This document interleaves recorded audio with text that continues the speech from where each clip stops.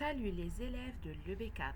On va continuer notre chapitre, le chapitre 15, page 62-65 dans le livre, le système squelettique humain. Les objectifs d'aujourd'hui sont de connaître les différentes formes des os et de connaître la composition d'un os long. Regardons la squelette ici. Regardons les os de cette squelette. Est-ce que tous les os se ressemblent? Regardons l'os de la crâne, les os des vertèbres de la colonne vertébrale. Regardons l'os du bras, de la cuisse et des jambes. Est-ce qu'ils se ressemblent? Non. On va prendre un exemple. Les os de la membrane supérieure. Regardons les os de cette membrane. On a l'os du bras et on a les deux os de l'avant-bras. Ces deux os appartiennent aux os longs. Les os longs. Alors, les os du bras et les deux os de l'avant-bras appartiennent aux os longs. Regardons l'os de l'omoplate. Est-ce que l'os de l'omoplate ressemble à l'os du bras? Non, elle a une forme différente. Ces os sont dits les os plats. L'os de l'omoplate appartient aux os plats. Maintenant,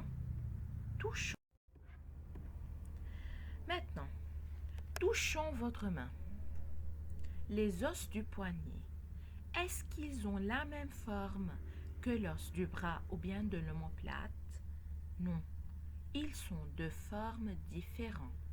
Ces os appartiennent aux os courtes. Les os courtes. Alors, les trois types principaux des os sont les os longs, les os plats et les os courtes. Maintenant, on va parler de la composition des os longs. Regardez avec moi cet os. De quoi est formé cet os? Un os long est formé de trois parties principales. Les extrémités de cet os sont appelées une tête de l'os. Et la partie intérieure de cet os est formée du corps de l'os. Alors, la composition des os longs. Un os long est formé de trois parties principales. Ce sont deux têtes et un corps. La composition des os longs. Regardons les extrémités de cet os. Il y a quelque chose de couleur blanc à l'extrémité de cet os. Qu'est-ce qu'il est appelé? C'est quoi ça? Ça, la matière blanche qui couvre l'extrémité de l'os long est appelée cartilage. Alors, le cartilage est une matière blanche et douce qui recouvre la tête de l'os. Maintenant, regardons l'intérieur de cet os. À l'intérieur des os longs. Si on va voir l'extrémité de cet os, regardons l'extrémité de l'os long. L'intérieur de chacune des têtes de l'os est troué comme une éponge. Comme une éponge. C'est pourquoi elle est dite un os spongieux. La tête de l'os long est trouée comme un sponge. C'est pourquoi elle est dite os spongieux. Puis, la corps de l'os long. Qu'est-ce qu'il y a dans le corps de l'os long?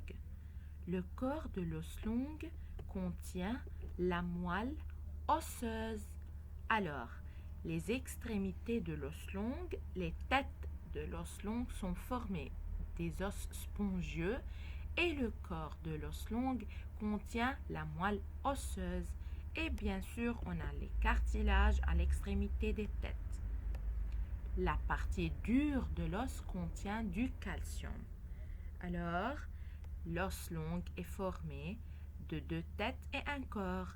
Le tête de l'os long est formé des os spongieux, le corps est formé de moelle osseuse et les parties dures de l'os contiennent du calcium. Comme on a dit avant, les os longs, l'extrémité des os longs, les têtes de cet os, sont dites os spongieux car elles sont trouées comme une éponge. Le sommaire de cet chapitre. Il existe 3 types principaux d'os. L'os long, l'os plat et les os courtes. Un os long est composé de 3 parties principaux, 2 têtes et un corps. La tête de l'os est recouverte de cartilage mou blanc.